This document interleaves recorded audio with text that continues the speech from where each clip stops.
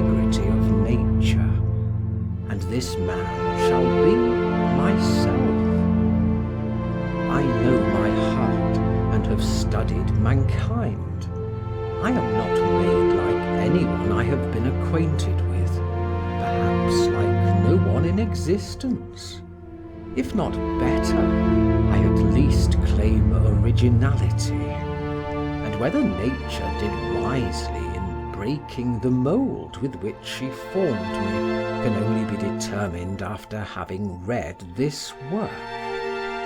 Whenever the last trumpet shall sound, I will present myself before the sovereign judge with this book in my hand, and loudly proclaim, "Thus have I acted, these were my thoughts, such was I."